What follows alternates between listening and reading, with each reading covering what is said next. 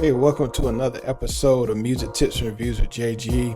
Appreciate y'all for tuning in. And so I was thinking back, reflecting on, the time I first got into music when I was real young.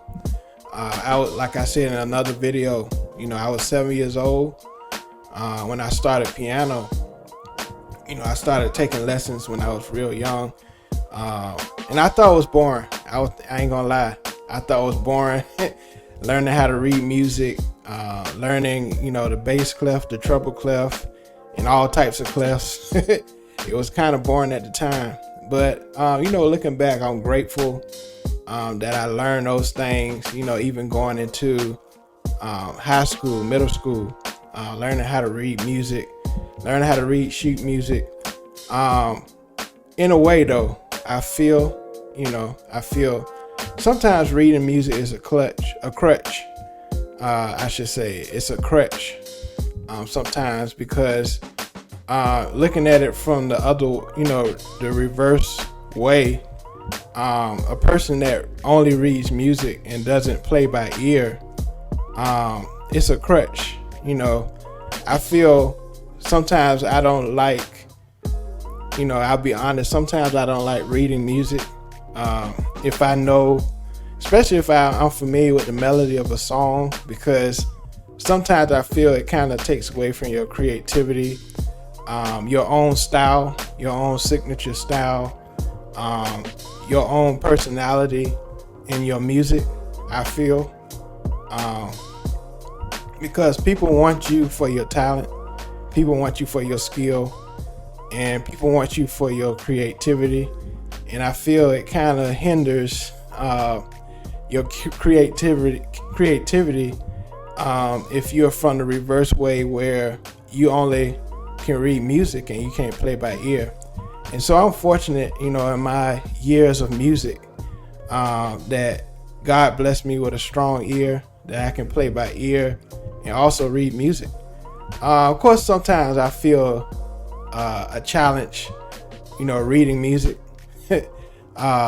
I can be a little bit AD, sometimes ADHD sometimes, when it comes to reading music, because I feel so boxed in, reading music. But at the same time, I'm blessed that I know how to read music. So, if you can read music and play by ear, you're very fortunate. You're in a very fortunate position because you're in both worlds, A lot of people that can only hear music and play by ear, they can't get certain gigs. I remember an interview Robert Glasper had on R&B Money, and he mentioned that because he can do both. He can play by ear and also he can read very well. And if you can read very well and play by ear, you can go all types of places. A lot of these award shows that we see on TV, they're looking for people that can read sheet music. I've been mentioning a lot this week because a great legend in the music world, Quincy Jones, passed away. And the reason he was so great is because he could write, he can compose, he can read music. It's just, incredible career, A lot of the things that we heard on the Michael Jackson album, he composed.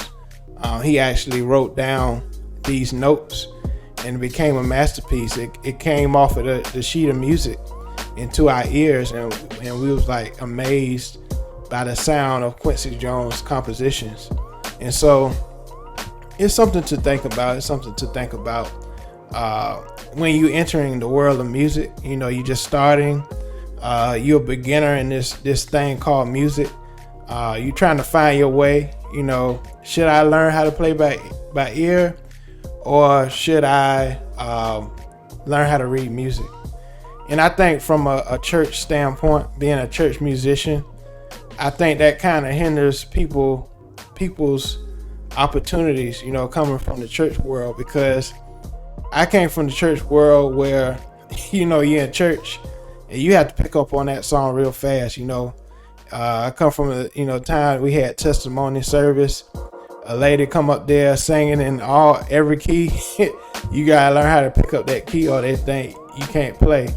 And so, yeah, definitely, it's a very fortunate thing to learn how to read and play by ear. So I encourage you, if you don't know how to read, learn, pick up that skill, because it will really benefit you in the future, with opportunities, and learn how to read well. That's the thing. Learn how to read well, so you can get these opportunities in music. I'm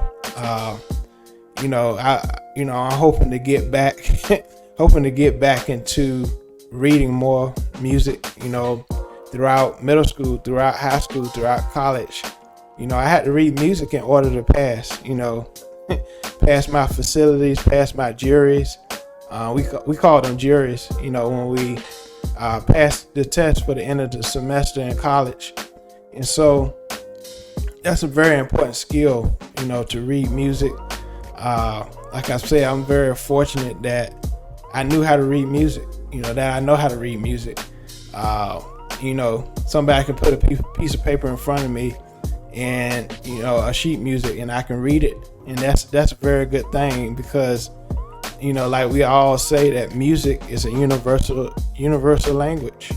People love music all around the world, and when you are able to read music, and you can go to France, you can go to London, you can go to Australia, you can go to Japan, you can go to China, you can go all over the world, and you can play with others, because you might not know their language as far as learning music, but the same notes that you have on your sheet of paper is on their sheet of paper.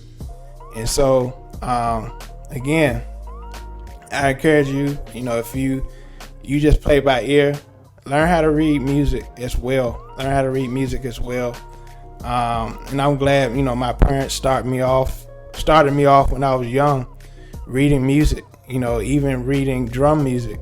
When I first read drum music, I was like, they have sheet music for drums. I was amazed that they had sheet music for drums. And so, yeah, I learned how to read drum music. And it was an incredible eye opener. It opened me up to a new world that I never knew before. I started playing drums in church before I learned how to read drum music. In middle school, playing percussion. And so, appreciate y'all for watching. I hope y'all got something out of this. Encouraging you musicians, that's just, playing by ear, to also learn how to read, expand your knowledge of your instrument, expand your knowledge of your skills, your creativity, and your personality, especially when you come into this world of music. So appreciate y'all for watching, and until next time, all right, peace.